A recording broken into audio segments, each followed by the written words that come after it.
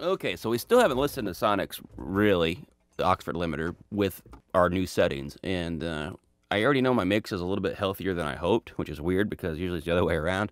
But a common problem I almost always face is having the bass too loud or too muddy.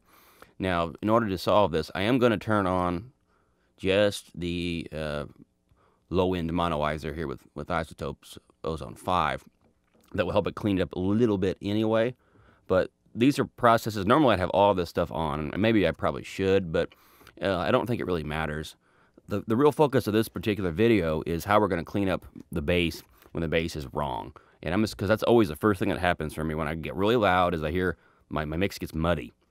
And there's nothing inherent about limiters that makes anything muddy. They don't add low end or anything like that, at least not usually. But what they do is knock off transients and peaky top end could go, which may have been covering up my mud problems to begin with. So anyway, let's just turn this bass up 6 decibels, which is, stupid loud. And let's listen to our mix now.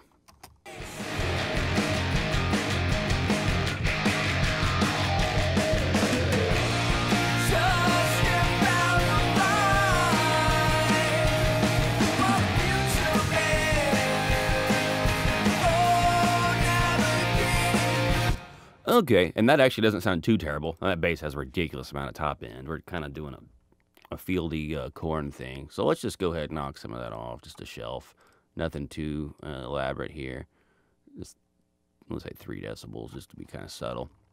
And I was expecting the bass to get way muddy, but again, I've done a pretty decent job of EQing that. Man, this is really weird because I had this problem all the time. And what I almost always find is the second I turn on my limiter and say, okay, we're getting loud, boys and girls, the first thing I need to do is actually just, I got to find the problem. And it's always bass. And so I just have to mute the bass. And then all of a sudden the mix clears way up. And that just means I've EQ'd it wrong. And this is something we're going to cover too, is my instincts have been shaped over the years. I've done this enough times where my ears have improved early on in mixing, where my mixes don't need as much help, I guess, when we start getting to the stereo bus. So anyway, I'm going to mute the bass anyway, and let's just see what happens to our distortion levels and things of that sort.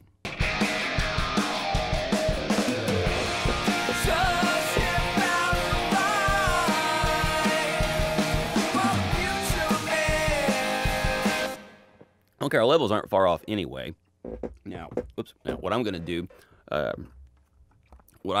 my favorite way to set bass levels, and even though I did this in the mix already, I like to pull them all the way down with our 2-bus stuff fully engaged.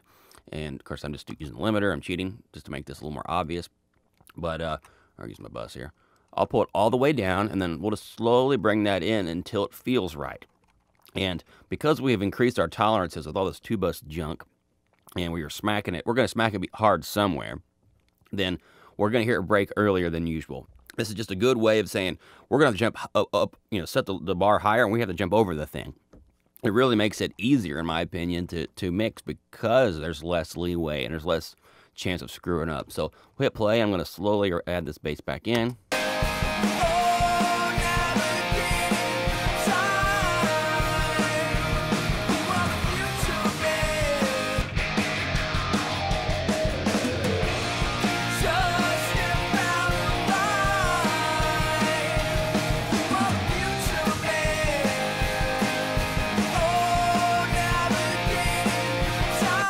And it turns out I wasn't far off from where I actually added bass from where we had it. So I kind of, because this bass is a little bit thinner and it's easier to slap in. A bigger, thicker, deeper bass, or possibly a muddier bass, depending on what you're dealing with, could give way different problems. I should probably throw in a Moog bass here real quick off one of my analog synths, just so you can hear that blended in. Because when that stuff, it doesn't take long at all before that limiter goes, "What are you doing? No!" It's so obvious. So I guess the point of this first video is whenever you've blindfolded, you went loud, and then you listen and the mix is all muddy as hell. First place I always look is the bass. Pull it all the way down and just readjust that level, and use that same checks and balances system. I'm always pushing, which is to go up too loud and then go too soft, and then until it starts to make sense. But you will definitely hear the limiters crap out and scream bloody murder because you put too much bass in there. And that's the first way of getting your mixes to improve dramatically. And not only will you're kind of judging your bass on the level of low frequencies and mud it has, but that may change your views or where you need to be in terms of definition at the lower mid range and then up to 1K and maybe even 2K. And in this case, I think I've got 5K because of all the just the nasty distortion in there. We're doing a real lo-fi thing on purpose with this. So anyway, check your basses first.